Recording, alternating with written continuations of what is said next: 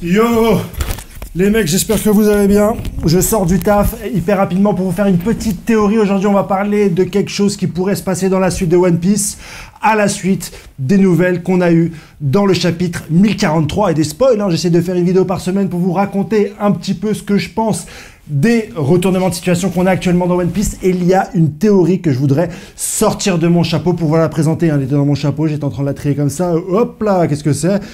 C'est un truc hyper intéressant.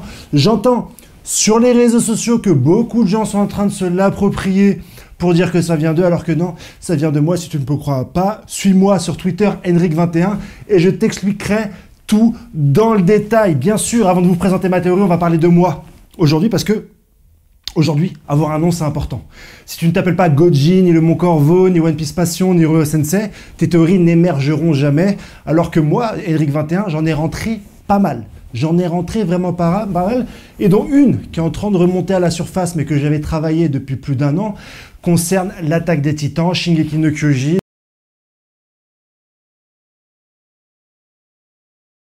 Donc je vais un petit peu spoiler, bouge-toi les oreilles quelques instants.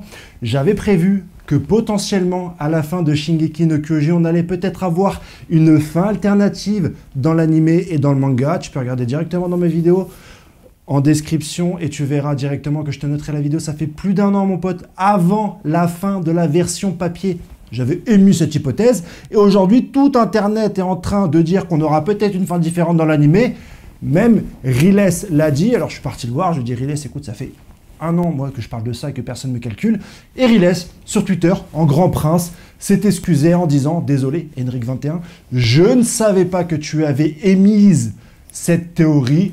Je l'ai appris de youtubeurs étrangers et c'est pour ça que je ne t'ai pas cité. Je te mettrai directement le tweet. Voilà, Riles, prince, il reconnaît la puissance d'Henrik21. Donc je suis un oracle, mon pote. Je prédis l'avenir. Entre moi et Dieu, il n'y a pas de cheveux, frérot. Tu vois ce que je veux dire? Cette surface-là me permet de comprendre un petit peu les éléments cosmiques et narratifs qui constituent l'art traditionnel du manga. Donc accroche-toi, mon frérot, t'es pas prêt. La théorie concerne la transformation de Luffy. Comme vous avez vu à la fin du chapitre 1043, Luffy semble se transformer. Il est nommé Joy Boy par Zunisha qui dit que grâce au son des tambours, il reconnaît l'arrivée de ce personnage mystérieux sur l'île. Mais il y a une petite bulle où il y a marqué Nika sur la dernière page et qui nous ferait potentiellement croire que Nika est en train de se réveiller.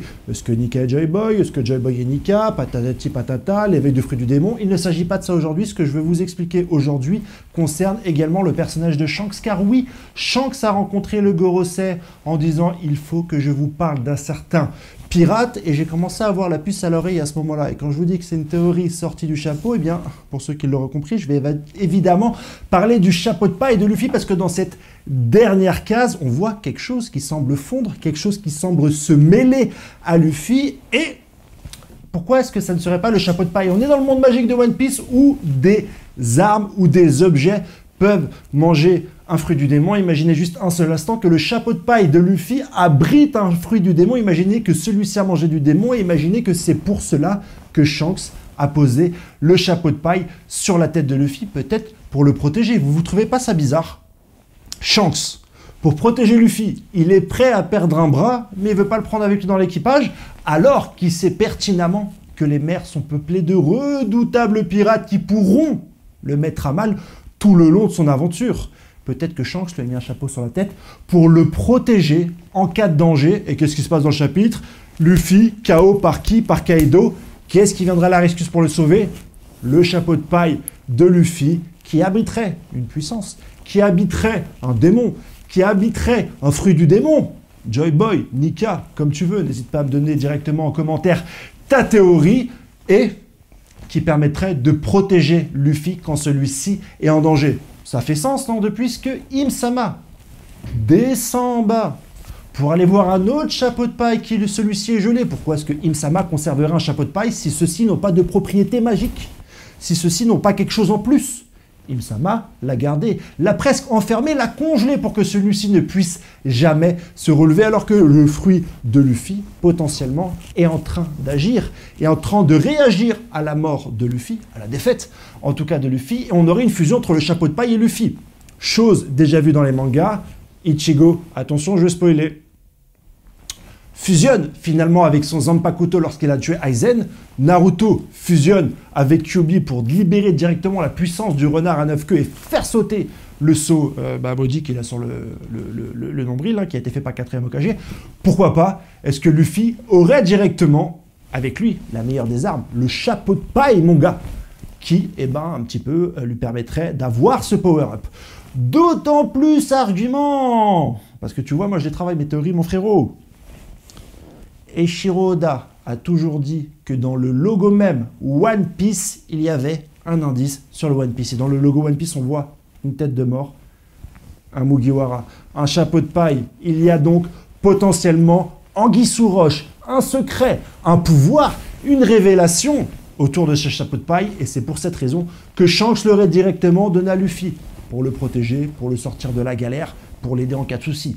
Voilà ma théorie. Alors je sais que vous n'êtes pas fan de mes théories, les gars, mais je les rentre tous, mon pote. Plat du pied, frappe, théorie, lucarne. Et les gens qui me disaient, non mais t'es pas capable de faire de théorie. Où est Big Mom et Elbaf? Où? Dis-moi, dis-le moi en commentaire, mon gars. Ils l'ont tous dit. Big Mom et Elbaf, mon pote, tu regardes sur YouTube, tous les youtubeurs l'ont dit. Todos, de A, tous. Ouais, Elbaf, Big Mom, parce qu'il y a un flashback. Je suis le seul frérot à avoir dire, elle va se faire poutrer au Nigashima. Regarde ce qui s'est passé, frérot. C'est pas moi qui le dis, c'est le narrateur. Voilà, je me suis empressé de venir directement pour vous faire cette petite théorie, les gars. Je vais faire un montage hyper rapide, il n'y aura pas de phrase en bas. Toi, là, enfin, moi qui est en train de monter, tu pourras pas me vanner moi-même parce que j'ai pas le temps de le faire, frérot. Voilà. Comment on nique les gens. Comment on se nique soi-même. Dis-moi ce que tu penses de cette théorie. Il y a encore une vidéo demain et dimanche, super surprise, les gars. Je suis hyper content de vivre ça avec vous. Wakanda, ciao, bonne soirée.